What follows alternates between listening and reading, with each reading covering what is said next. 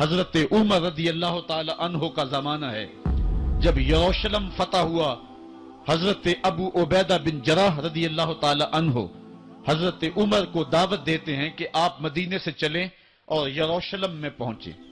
حضرت عمر مدینے سے چلتے ہیں، کتنا بڑا قافلہ لے کر کے، کتنا پروٹوکول ہے، حضرت عمر اکیلے اور ساتھ ایک غلام، اور اونٹ بھی ایک، باری باری سوار ہوتے ہیں، کبھی غلام سوار ہوتا ہے، کبھی عمر سوار ہوتے ہیں۔ حکمران تو وہ تھے، لوگوں کی دہلیز پہ امن دینے والے، لوگوں کی چوکھٹ پہ جو ہیں وہ نور بانٹنے والے۔ آج کے حکمرانوں نے تمہیں رمضان المبارک کے اندر لوڈ شیڈنگ کا پیکج دیا ہے، اور آج بچے بھی تڑپ رہے ہیں اور جوان بھی سسک رہے ہیں، اور ماہ سیام میں جن اذیتوں میں قوم کو مبتلا کر دیا ہے وہ کسی سے مخفی نہیں ہے۔ اور تمہیں میں حضرت عمر کی کہانی سناؤں۔ حضرت عمر دن کو تخت حکومت پہ بیٹھتے تھے، اور ان کا تخت کو سونے زبرجد کا نہیں تھا، مسجد نبوی کی چٹائی تھی، اور سارا دن وہاں بیٹھ کے لوگوں کی باتیں سنتے، اور جب رات کے اندھیرے گہرے ہوتے عمر بھیس بدل کے مدینے کی گلیوں کا گشت کرتے۔ کہا تمہارے گھر سے دھواں نکل رہا ہے اور بچے رو رہے ہیں، ان کو کھانا کیوں نہیں دیتی؟ کہنے لگی عمر کی جان کو رو رہی ہوں۔ عمر کے پاؤں تلے سے زمین نکل گئی۔ کہا کیا ہوا؟ کہا 3 دن سے ہمارے ہاں کھانے کے لیے کچھ نہیں ہے، روزانہ بچے روتے ہیں، اور میں ہنڈیا کے اندر پتھر ڈال کر کے نیچے سے آگ ڈالتی رہتی ہوں کہ بچے انتظار کر کر کے سو جائیں گے، کم وقت سو بھی نہیں رہے، اور وہ پتھر پکیں گے بھی کیا، اور میں عمر کی جان کو رو رہی ہوں۔ حضرت عمر کا کلیجہ دہلنے لگا، فوراً پلٹے، واپس بیت المال میں آئے، گھی کا ایک کنستر لیا، آٹے کی بوری لی، مرچ مسالہ جات بہت کچھ اٹھایا، اپنے کندھے پہ رکھا، بوری اپنی کمر پہ لا دی۔ عمر بیت المال سے نکلے تو آپ کے خادم اسلم نے دیکھ لیا، آگے بڑھا، کہا میرے آقا میں اٹھاتا ہوں۔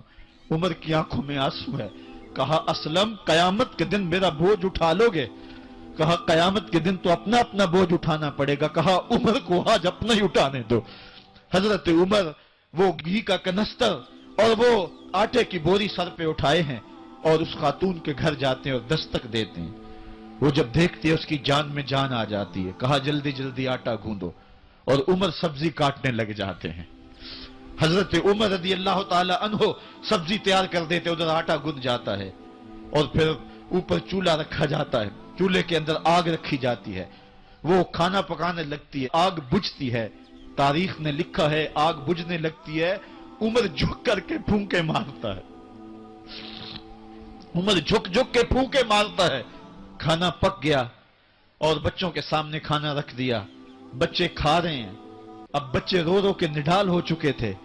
حضرت عمر اپنے ہاتھوں کو اور اپنے گھٹنوں کو اور اپنے پاؤں کو زمین پہ لگا کے، جس طرح بکری کا بچہ چلتا ہے، ویڑے کے اندر کبھی ادھر چلتے ہیں کبھی ادھر چلتے ہیں، تاکہ بچے مجھے دیکھ کے خوش ہوں اور دل میں کہتے عمر جتنا رلایا ہے اب اتنا ہنسانا بھی پڑے گا، تو عقل ہوگا، اور شب کو معلوم حالات بھی کرتا ہوگا، کانٹوں میں الجھی ہوئی بیچارے کی جان ہے، نیند اس کو بھی آتی ہے، آخر وہ انسان ہے، میری بہن عمر کو معاف کر دے۔ اس نے کہا نانا عمر کی بات میرے سامنے نہ کر، قیامت کا دن ہوگا، عمر کا گریبان ہوگا اور میرا ہاتھ ہوگا۔ جب اس نے یہ بات کہی تو عمر برداشت نہ کر سکے، بچوں کی طرح بلک بلک کے رونے لگے۔ کہا وہ بد نصیب عمر تیرے سامنے ہے، آج ہی کہلا جو کہنا ہے، قیامت کے دن مجھے معاف رکھنا۔ اس نے کہا تو عمر ہے؟ کہا بد نصیب عمر تیرے سامنے کھڑا ہوں۔ میرے عمر کہتے ہیں اگر دجلہ کے کنارے ایک بکری کا بچہ بھی پیاسا مر گیا، اس کا حساب بھی عمر سے لیا جائے گا۔ اللہ اکبر۔ میں اس حضرت عمر کی کہانی سنانے لگا تھا۔ حضرت عمر نکلے یروشلم میں، ایک اونٹ ہے، ایک غلام ہے، کبھی وہ سوار ہوتا ہے، کبھی آپ باری مقرر کی ہے۔ جب قریب پہنچے یروشلم کے تو عمر کی باری نکیل پکڑنے کی، اور غلام کی باری اوپر سوار ہونے کی آ گئی۔ غلام نے کہا آقا میں مرضی سے اپنی باری چھوڑتا ہوں، آپ آ جائیں، دشمنوں کے مفتوحہ علاقے میں آ رہے ہیں، تازہ تازہ علاقہ فتح ہوا ہے، اسلام کی شان و شوکت ظاہر ہو۔ عمر نے کہا اسلام کی شان و شوکت ایسے ظاہر نہیں ہوتی ہے، اپنی باری پہ تم بیٹھو گے، اپنی باری پہ میں بیٹھوں گا۔ لوگ منتظر کھڑے ہیں، دور سے جب دیکھا کہا اس کی ہیبت سے کانپتے تھے ہم، یہ تو کوئی حبشی لگتا ہے، رنگ کالا ہے، ہونٹ موٹے ہیں، اس سے تو زیادہ حسین اس کا غلام ہے جو آگے آگے چل رہا ہے۔ حضرت ابو عبیدہ نے کہا دھوکہ کھا رہے ہو، ہمارا آقا وہ نہیں ہے جو اونٹنی کے اوپر سوار ہے، ہمارا آقا وہ ہے جو لگام تھامے آگے آگے چل رہا ہے۔ حضرت عمر رضی اللہ تعالیٰ عنہ کو آگے بڑھ کے جابیہ کے مقام پہ حضرت ابو عبیدہ بن جراح نے استقبال کیا، تو حضرت عمر آگے بڑھے اور انہوں نے آگے بڑھ کر کے حضرت ابو عبیدہ کے دونوں کندھوں پہ ہاتھ رکھا، اور سنو حضرت عمر نے کیا کہا لا الہ الا اللہ انا کنا اذل قوم فاعزنا اللہ بالاسلام، کہا کہ لا الہ الا اللہ، اے ابو عبیدہ بن جراح، ہم ایک ذلیل قوم تھے اور اللہ نے ہمیں اسلام کی وجہ سے عزت عطا کی ہے۔ اور میں تمہیں ایک تاریخ ساز بات کہنے لگا ہوں، اور وہ یہ ہے کہ جب تک ہم اس عزت والے اسلام کے دامن کو تھامے رہیں گے ہماری عزت قائم رہے گی، اور جب اسلام کے علاوہ کسی اور جگہ سے عزت ڈھونڈیں گے تو رسوا کر کے رکھ دیے جائیں گے۔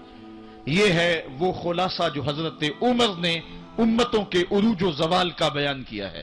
اس امت کو جو خیرات ملی ہے تخت و تاج کی، وہ پینٹاگون سے نہیں ملی، وہ واشنگٹن سے نہیں ملی، وہ وائٹ ہاؤس سے نہیں ملی، وہ محمد عربی کے جوڑوں کا صدقہ ملی ہے۔